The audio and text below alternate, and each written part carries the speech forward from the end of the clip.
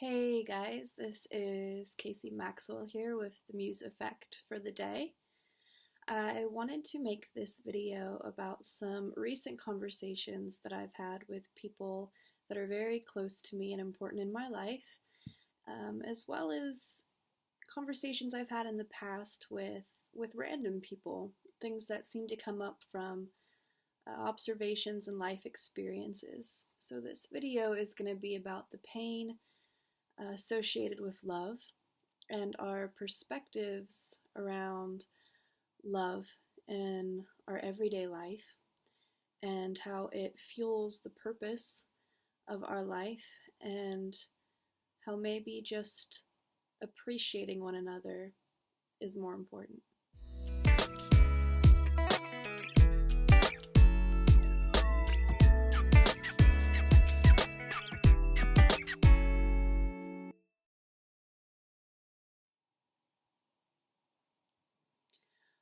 Okay, so the pain associated with love.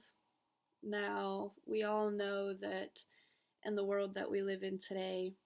love has seemed to be a thing that fuels our inner callings, our purpose, our relationships. We like to hope that it would fuel our work life and our careers and our goals and our dreams. But we also are starting to notice in the world that we live in today, because of the pain that we experience in this reality as a whole, as a collective, that love seems to be very manipulative. We have so many different forms of pain associated with how we perceive love, or how we've been conditioned, or how people in many different situations and scenarios experience love on a regular and daily basis, whether it's emotional, physical, or spiritual. For those of us who have experienced emotional and physical abuse, we know that more often than not, it's from people that were said to have loved us or should have loved us. I think as the world changes and turns and evolves, just as we do, and as we do as a collective, our perspectives around the essence and the pureness of what love really is fades away. So much of the world that we live in is based around a fight or flight scenario. Most of our experiences are meant for survival, and most of the things that we attribute to love are the expectations that we have of others and the role that they play in our lives, or the expectations we have of ourselves to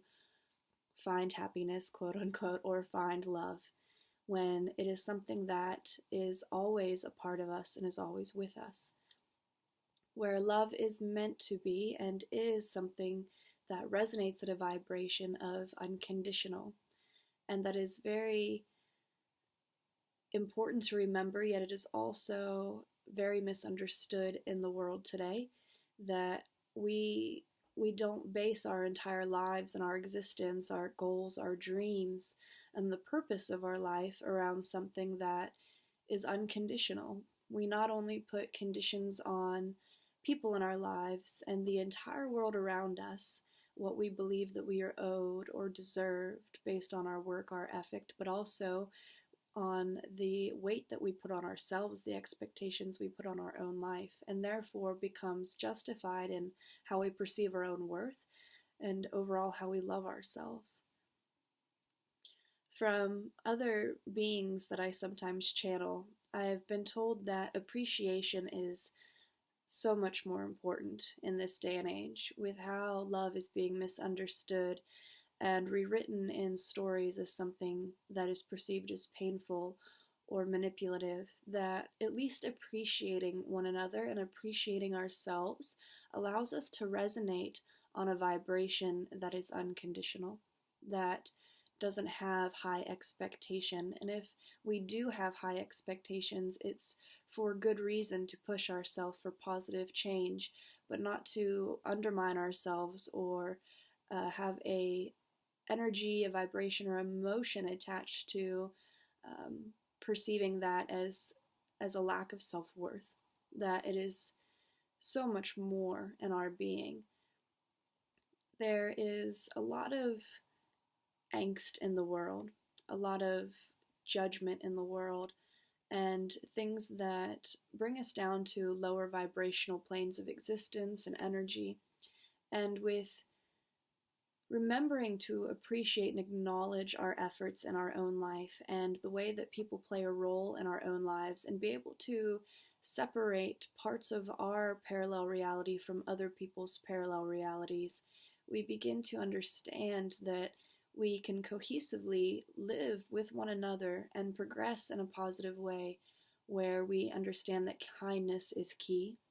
that being genuine, being compassionate, being nurturing, all the things that we hope to achieve in our emotional gain and control and our own well-being is of a vibration of love, is a collective of all those things that are unconditional. And that we get to a place where we're not judging love itself as something that is painful or manipulative, and that we don't have to continue to live in a world where we struggle to survive and we live in a fight or flight scenario. I am hoping and praying for us as a collective, and for a lot of people in my life that have this perception around love and that still struggle every day because of their own personal experiences, just as I myself may experience these things and still have to work on it daily, from lost relationships or relationships that have passed, to be able to appreciate the love that it was experienced within that relationship, what was gained from that experience, what was cherished in that experience, and what parts of me remain hopeful because of those experiences. There are so many up and coming children in the world as we know it that are very bright, vibrant, aware souls that are very intelligent beings that are here to teach us. And there are also children that are very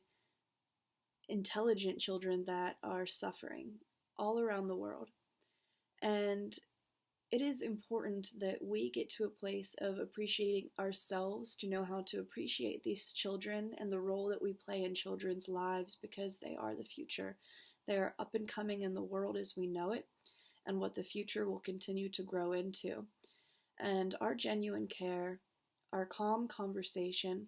and the way that we approach kids and the information that we share with them is important. We live so much in a fear-based life and reality because of the pain and the hurt and the destruction that we see in this existence and on this in this reality on this planet, that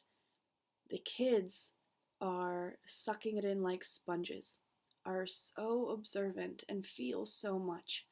And I know from my own personal experience as a young child, I was very aware.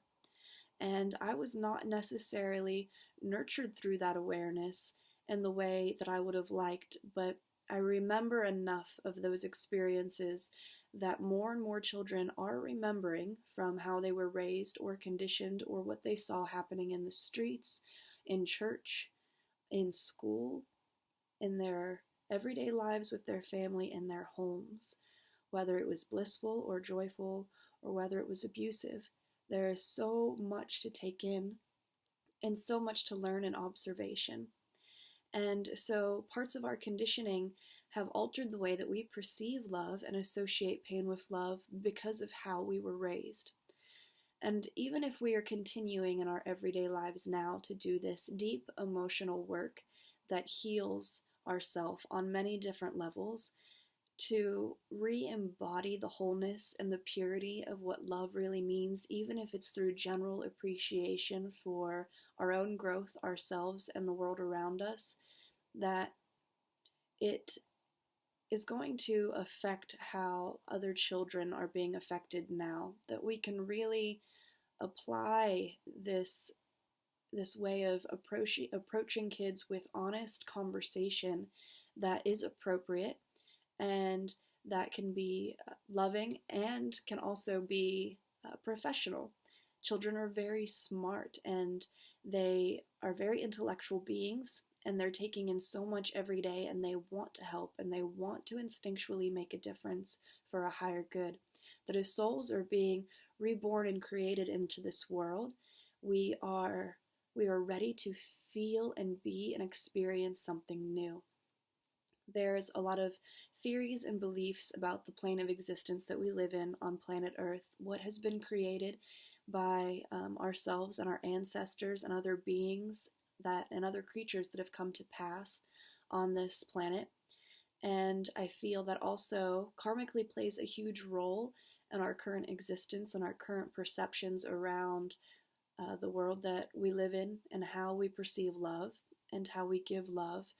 and the conditions that we put on love.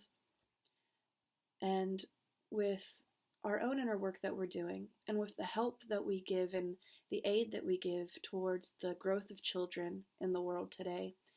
our random acts of kindness are hugely important for radiating at a more positive level. Our genuine optimism with things, to have faith and to have hope about stuff. If we continue to believe in this form of creation, in life, in this world, in humanity as being something that is dark and destructive, it will continue to stay dark and destructive. It's obviously easier said than done because we see it everywhere, and our one world that we live in our everyday life is nothing in comparison to a collective of worlds, not only in one country, but all countries and all over the whole planet, and this planet as a whole in a galactic experience, not just one government in one country and then a government in another and governments as a whole, but also this law that attains to multiple different versions of itself on this planet, as well as in a galactic experience, that we are a part of so much more than our one reality, and then our one perception of reality within one country, and then our one perception of reality within one planet. But there is a universe of beings experiencing worlds, and we radiate energy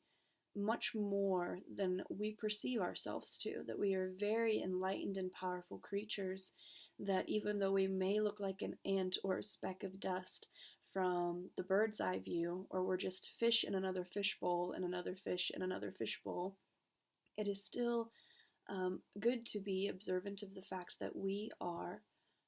very big as well to everything below us, very powerful beings.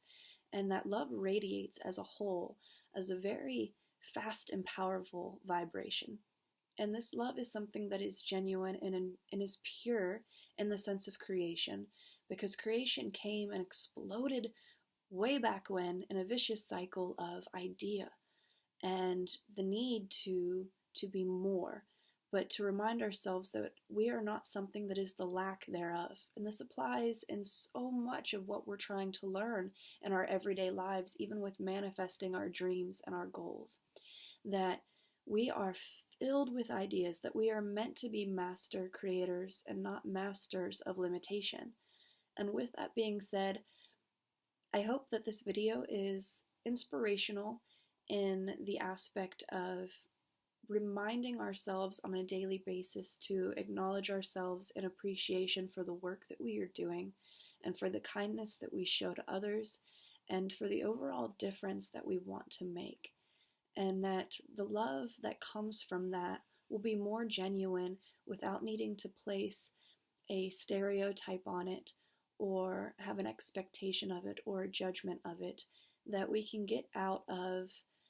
the way that we perceive love because of the pain associated to it, because of the abuse that we have endured and the abuse that we consider to put upon ourselves, and to hopefully break a very vicious cycle that we can create not only our world, the world around us, and a universal world to be a much better place as a whole. So all of creation and source and the infinite, never-ending forms of such continue to blossom in a very positive and beautiful and blissful way. so that as our souls move on, we move on in a healthy way, in a happy way, and we come back in a healthy way and in a happy way. I am so grateful for all of you for tuning in, knowing that somewhere out there in the world there was a vibrational match that brought you upon this video, and the only purpose is that hopefully it brings you some kind of enlightenment or empowerment. Also, I want to say thank you to all of you who have been tuning in regularly. I've been getting a lot of questions and feedback, and I often mention these at the end of my videos, but there's some new conversations coming up and some information about doing this kind of vlog with the videos where I'm going to be answering daily questions. And even if a daily video isn't getting posted here, it's also going to be getting posted on my Instagram page. So please check the information below, wherever it comes up at, and stay tuned. And if you have questions, please start commenting. Let me know what you would like to hear about or would like me to talk about. Theories, beliefs, things with my channeling, things with the world today. I am kind of overstimulated by the amount of questions and by the amount of information that there is to share, and I'm being pushed more and more by my guides and by my loved ones and by all of you people tuning in to really get to answering these questions and sharing this, beautiful, exciting information. Also, for those of you who have been tuned into my artwork, my art is something that I started at a very young age. I think I won my first contest when I was 11 years old. And I have this problem of if I'm not commissioned to do art, I normally just give it away. I just love giving it to people, at least halfway to 3/4 of the way through a painting or a design. I have a name pop up in my head and I know who that art is for. So I am posting all of my artwork and designs, new designs, some old artwork that's been newly graphic designed and edited on apparel and products through spreadshirt.com. And my shop is called The Effect. And I'm going to post some information below here again or in the information box. So stay tuned, and we'll probably add in some photos of some things for you guys to check out. But if you want any inspiration to walk around with and be wearing and to be showing the world and have some empowering vibes, please feel free to get on the website and check some stuff out. I already got some friends close to me that have got a couple t-shirts, and hopefully we'll have some pretty awesome modeling photos coming up soon of some of my bros. So thank you guys so much for the support. Trying to stay inspired, keep motivated, and keep tuning in with all of you to keep that positive cycle going. So remember, appreciate yourself, appreciate one another, and let's try to get back to that unconditional love, that pure form of beaming sun out of the heart and the chest. Thanks for tuning in, guys.